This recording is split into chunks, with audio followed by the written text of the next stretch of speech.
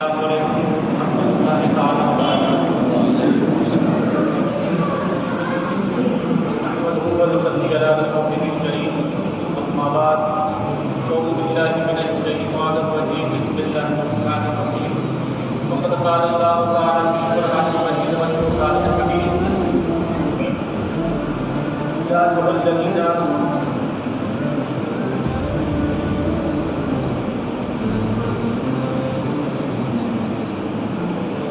قال الله تعالى في القرآن المجيد والفرقان الحميد: إن الله وملائكته يصلون على النبي يا أيها الذين آمنوا صلوا عليه وسلموا تسليما اللهم صل على سيدنا مولانا محمد وعلى آله وصحبه وسلم صلاة وسلام عليك يا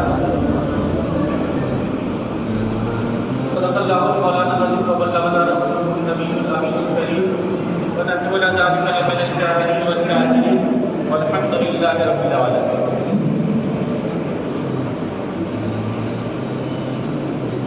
ہر درد کی دوا ہے صلی علی محمد، ہر درد کی دوا ہے صلی علی محمد، تعویذ ہر بلا ہے صلی علی محمد، جو درد لا دوا ہو یہ کھول کر پلا، جو درد لا دوا ہو یہ کھول کر پلا، کیا نسخہ شفا ہے صلی علی محمد صلی اللہ علیہ وسلم۔ محترم حضرات، خطبہ مرحومہ کے بعد میں نے قرآن مقدس کی بہت ہی مشہور آیت کریمہ کی تلاوت کا شرف حاصل کیا۔ آئیے آغاز گفتگو سے قبل آیت کریمہ کی فضیلتیں برکتیں حاصل کرنے سے پہلے ایک مرتبہ حضور اکرم نور مجسم سید اعظم فخر آدم و بنی آدم صلی اللہ تعالیٰ علیہ وسلم کی بارگاہ جناب میں درود پاک کی جاری نشاور کریں اور پڑھنے والا کو عاطف اللہ صلی علی سیدنا و شفیعنا مولانا محمد بعد رسول اللہ وسلم سلام و سلام علیہ علیہ وسلم۔ محترم حضرات، اللہ تبارک و تعالیٰ ارشاد فرماتا ہے: ان اللہ وملائکته یصلون علی النبی یا ایھا الذین آمنوا صلوا علیہ وسلموا تسلیما۔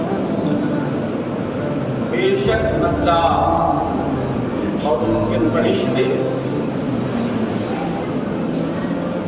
اس غیب بتانے والے نبی پر درود و سلام بھیجتے ہیں۔ اے ایمان والو، تم بھی ان پر خوب خوب درود و سلام۔ حضرات گرامی، اللہ تبارک و تعالیٰ نے بحیثیت مسلمان ہمیں بہت سارے احکامات اور بہت سارے حدود و قیود کا پابند کیا ہے۔ ہم بحیثیت مسلمان نماز پڑھنے کے پابند ہیں، ہم بحیثیت مسلمان زکوٰۃ دینے کے پابند ہیں، ہم بحیثیت مسلمان روزہ رکھنے کے پابند ہیں، ہم بحیثیت مسلمان حج کرنے کے پابند ہیں۔ غرض کہ اللہ تبارک و تعالیٰ نے جتنے بھی احکامات ہم پہ نافذ فرمائے ہیں، اللہ تبارک و تعالیٰ نے اس کا سیدھا سیدھا ہمیں عطا فرمایا۔ جب نماز پڑھنے کی بات آئی تو اللہ تبارک و تعالیٰ نے فرمایا الصلاۃ، نماز قائم کرو۔ جب زکوٰۃ دینے کی بات آئی اللہ تبارک و تعالیٰ نے ارشاد فرمایا وآتوا الزکاۃ، زکوٰۃ ادا کرو۔ جب روزہ رکھنے کی بات آئی اللہ تبارک و تعالیٰ نے ارشاد فرمایا کتب علیکم الصیام، تم پر روزے فرض کیے گئے۔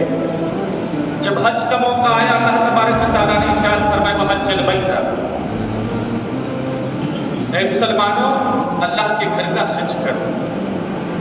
تو اللہ تبارک و تعالیٰ نے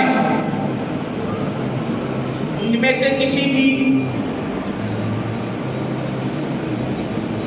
حکم کے پہلے یہ ارشاد نہیں فرمایا کہ اے مسلمانوں اللہ فرشتے نماز پڑھتے ہیں تم بھی نماز پڑھو۔ اے مسلمانوں، اللہ اور اس کے فرشتے زکات دیتے ہیں تم بھی زکات دو۔ اے مسلمانوں، اللہ اور اس کے فرشتے روزہ رکھتے ہیں تم بھی روزہ رکھو۔ اے مسلمانوں، اللہ اور اس کے فرشتے حج کرتے ہیں تم بھی حج کرو۔ آخر درود پڑھنے میں ایسی کیا خاصیت ہے؟ درود میں ایسے کون سے راز پوشیدہ ہے جسے اللہ تبارک و تعالیٰ جب حکم فرما رہا ہے تو پہلے یہ ارشاد فرما رہا ہے کہ اے مسلمانوں، اللہ اور اس کے فرشتے نبی پر درود و سلام پڑھتے ہیں تم بھی ان پر درود و سلام پڑھو۔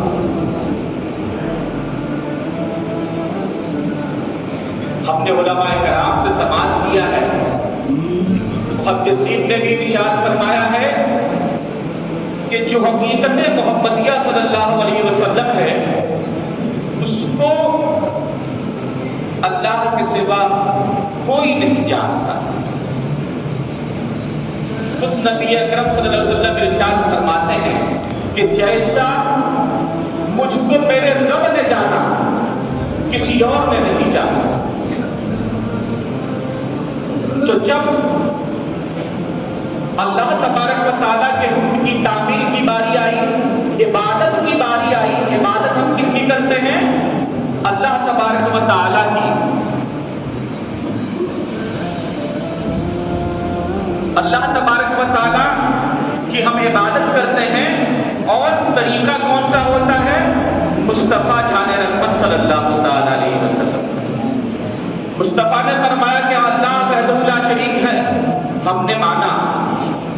مصطفیٰ نے ارشاد فرمایا کہ اللہ خالق کل ہے، ہم نے تسلیم کر دیا۔ مصطفیٰ نے فرمایا کہ اللہ مالک حیات و ممات ہے، ہم نے اسے تسلیم کر دیا۔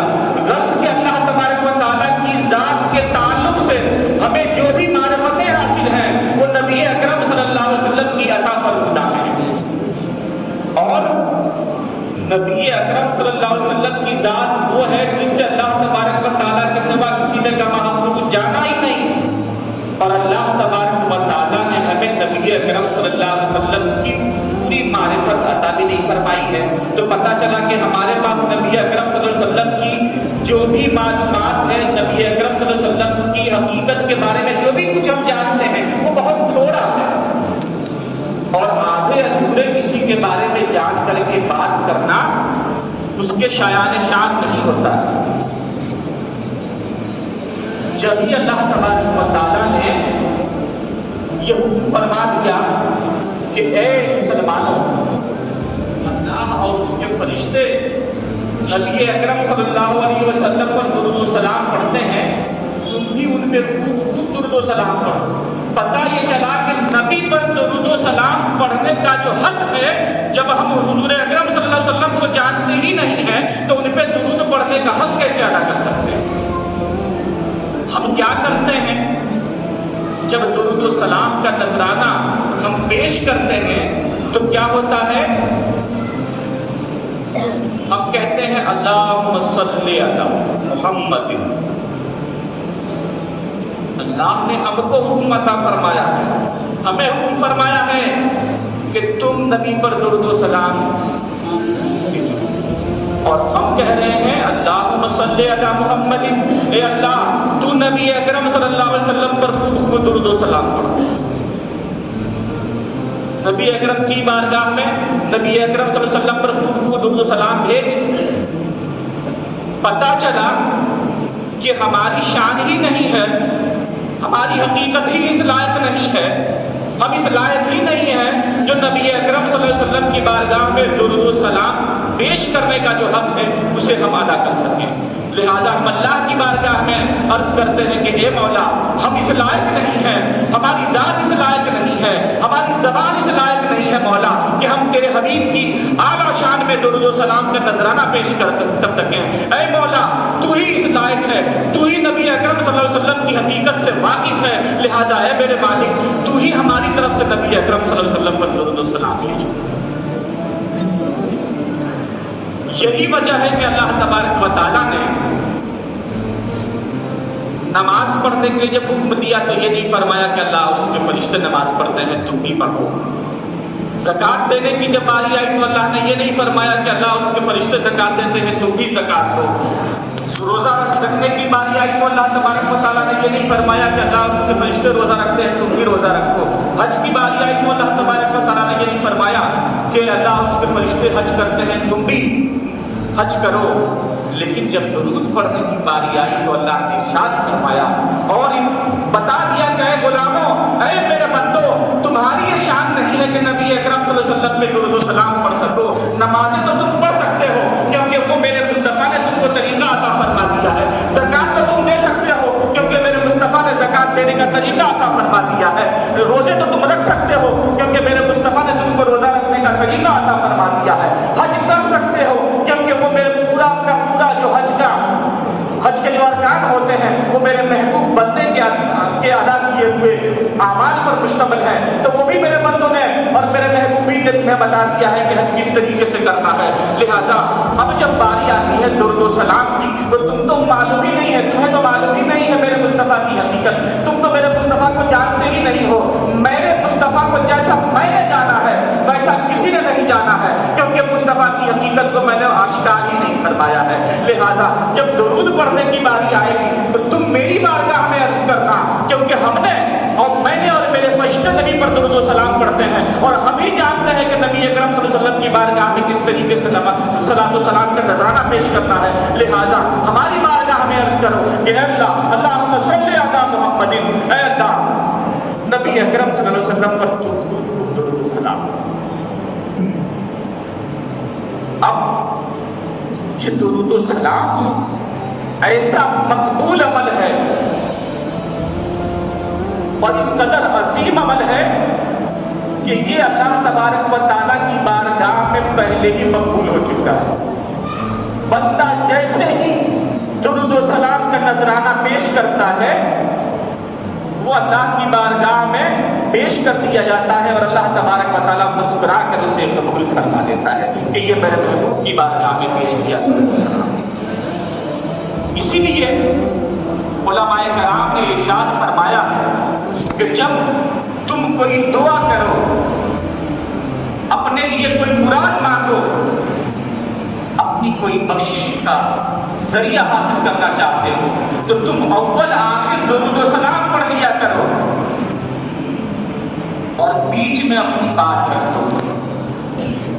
मौला मेरी ये परेशानी है, मेरे मालिक मेरी ये जरूरत है, मेरे आका तू रहीम है, तू सत्तार है, तू करीम है, मेरी ये हाजतें हैं। लिहाजा मौला मेरी इन हाजतों को पूरी फरमा। तो जब अव्वल दुरूद शरीफ है, आखिर दुरूद शरीफ है और बीच में आपकी दुआ है तो जरा सोचो अल्लाह की रहमत क्या गवारा करेगी कि हम दुरूद को अव्वल दुरूद को ले लें और आखिर दुरूद को ले लें और बीच में तुम्हारी मुरादों को छोड़ दो। ऐसा कभी नहीं हो सकता है। वो दुआ जरूर मकबूल होती है जिसके अव्वल आखिर दुरूद शरीफ का नजराना पेश हो गया।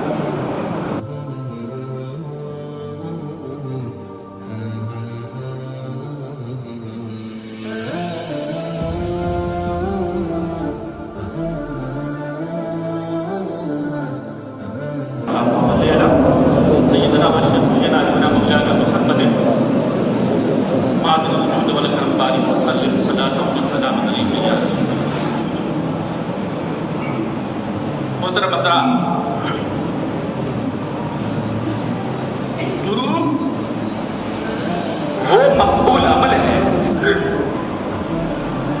जिसे अल्लाह तबारक व तआला ने नमाज जैसी अजीम इबादत में, ऐन नमाज में हमसे पढ़वाता है। नमाज हम किसके लिए पढ़ते हैं? अल्लाह के लिए। हमारी तमाम तर इबादतें अल्लाह तबारक व तआला के लिए होती हैं। तो जब हम अल्लाह तबारक व तआला के लिए नमाज पढ़ते हैं तो उसमें नबी पर दुरूद व सलाम पढ़ने का क्या मतलब? لیکن جناب نماز میں اگر آپ نے نبی اکرم صلی اللہ علیہ وسلم کی ذات پر درود و سلام نہیں پڑھیں گے، جب تک اس عمل کو آپ انجام نہیں دیں گے آپ کی نماز مکمل ہی نہیں ہوگی۔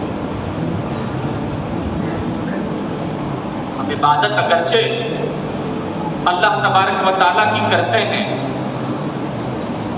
لیکن ہم مصطفیٰ جان رحمت صلی اللہ علیہ وسلم کے حکم کی بھی پابندی کرتے ہیں، اور اللہ تبارک و تعالیٰ نے خود ارشاد فرمایا ہے کہ اگر تم مجھ کو راضی کرنا چاہتے ہو، مجھ کو خوش کرنا چاہتے ہو، مجھ سے کچھ حاصل کرنا چاہتے ہو تو میرے محبوب سے محبت کرو۔ قل ان کنتم تحبون اللہ فاتبعونی۔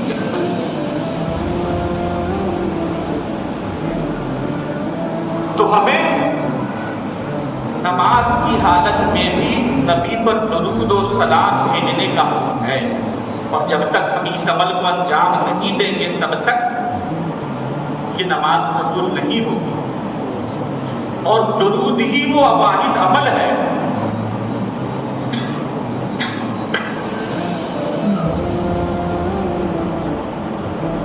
جسے بندوں کے ساتھ ساتھ اللہ تبارک و تعالیٰ کی ذات گرامی اور فرشتے یہ بھی اس عمل کو کرتے ہیں۔ تو درود پڑھنا صرف ایک حکم کی تعمیل ہی نہیں ہے، بلکہ اللہ کی سنت بھی، فرشتوں کی سنت بھی ہے۔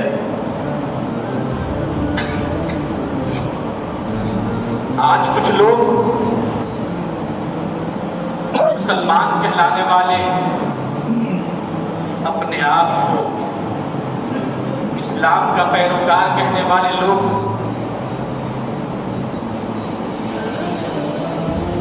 نگر نگر ڈگر ڈگر گھوم گھوم کر کے خوب نمازیں پڑھتے ہیں، اور وہ بھی نماز کی حالت میں نبی پر درود و سلام پڑھتے ہیں۔ تحیات تو پڑھتے ہی ہیں، اس کے بغیر تو چارہ ہی نہیں ہے۔ اب ذرا سوچئے کہ جیسے ہم کسی کا نام لیتے ہیں اس کا چہرہ ہمارے پردے ذہن پہ ابھر جاتا ہے۔ جب کسی کا تذکرہ کرتے ہیں تو اس کا چہرہ ہمارے دل و دماغ میں آ جاتا ہے۔ اب جب ہم نبی اکرم صلی اللہ علیہ وسلم پہ درود و سلام پڑھیں گے تو ایک سراپائے مبارک ہمارے ذہن میں آ جاتا ہے، ایک ذات گرامی ہمارے ذہن کے پردے پر نظر آنے لگتی ہے، اور یہ فطری عمل ہے، اس سے کوئی چھٹکارا نہیں حاصل کر سکتا۔ اس کے بعد میں کوئی یہ کہتا ہے کہ نماز کی حالت میں اگر نبی اکرم صلی اللہ علیہ وسلم کا خیال آ جائے معاذ اللہ تو وہ جانوروں کے خیال سے بدتر ہے، معاذ اللہ۔ ایسے لوگ بتاؤ ذرا مسلمان کہلانے کے حقدار ہیں؟ ارے جو عمل اللہ تبارک و تعالیٰ ہم سے نماز کی حالت میں کرا رہا ہے، اگر اسی عمل کو ہم نماز کے باہر کر لیں گے تو وہ شرک کیسے ہو گیا؟ درود و سلام ہم نماز میں پڑھ رہے ہیں نبی پر، اچھا اس میں بھی ایک لفظ ہے، کچھ لوگ کہتے ہیں نا کہ نبی تو مت کر مٹی کو مل گئے، معاذ اللہ۔ درود و سلام جب نماز میں پڑھتے ہیں تو السلام علیکہ کہتے ہیں، عربی کا قاعدہ ہے کہ یہ موجودہ کے لیے استعمال ہوتا ہے، پریزنٹ کے لیے استعمال ہوتا ہے۔ السلام علیکہ، آپ پر۔ اب ذرا سوچئے جب آپ ہمارے سامنے نہیں ہیں یا آپ موجود نہیں ہیں تو کیسے آپ کہیں گے؟ پھر تو وہ کہیں گے، فلاں صاحب کہیں گے، یہ صاحب وہ صاحب کہیں گے، لیکن علیکہ ہم کہتے ہیں، یعنی کہ حضور وہاں موجود ہے، سامنے موجود ہے، نہ صرف موجود ہے بلکہ سامنے موجود ہے، اور ہمارے درود و سلام کو سماعت فرما رہے ہیں۔ یہ بہت عام سی بات ہے، سمجھ میں آنے والی نبی اکرم صلی اللہ علیہ وسلم کی محبت دل میں نہیں ہے تو آپ لاکھ نماز پڑھیں گے، لاکھ زکات دیں گے، لاکھ روزے رکھیں گے، حج کریں گے، لیکن یہ کوئی چیزیں آپ کو کام آنے والی نہیں ہے، کیونکہ حضور اکرم صلی اللہ علیہ وسلم کی محبت ہی آپ کے دل میں نہیں ہے۔ تو جب آپ کے دل میں نبی اکرم صلی اللہ علیہ وسلم کی محبت ہی نہیں ہے تو آپ مسلمان کب ہو گئے؟ اس وقت تک ایمان مکمل نہیں ہو سکتا ہے جب تک ہم حضور اکرم صلی اللہ علیہ وسلم کی محبت اپنے دل میں جاگتے ہیں۔ تو حضور اکرم صلی اللہ علیہ وسلم پر درود و سلام پڑھنے کا جو حکم اللہ تبارک و تعالیٰ نے فرمایا ہے، تو ہم جب نبی اکرم صلی اللہ علیہ وسلم پر درود و سلام کا نذرانہ پیش کر رہے ہوتے ہیں تو اللہ تبارک و تعالیٰ کی ہم سنت بھی ادا کر رہے ہوتے ہیں، فرشتے کی سنت بھی ادا کر رہے ہوتے ہیں، اور ساتھ میں اللہ تبارک و تعالیٰ کی تعظیم بھی کر رہے ہوتے ہیں۔ جہاں اتنی چیزیں موجود ہوں، کیا وہ عمل شرک ہو سکتا ہے؟ کیا وہ عمل ناجائز و حرام ہو سکتا ہے؟ اور اگر ہم اس عمل کو کر رہے ہیں اور نبی کا خیال ہمارے ذہن و فکر میں چھا جاتا ہے تو کیا یہ شرک ہو سکتا ہے؟ کیا وہ اس نبی کا خیال جانوروں اور دیگر مکروہات کے خیالات سے بہتر بدتر ہے؟ اور اگر کوئی ایسا خیال کر رہا ہے مسلمانوں کو، ایسا عقیدہ اگر کسی کا ہے مسلمانوں کو ذرا سوچو اس کی اپنی کیا حالت ہو سکتی ہے؟ کیا وہ کسی کے سامنے کسی کے نزدیک مسلمان ہو سکتا ہے؟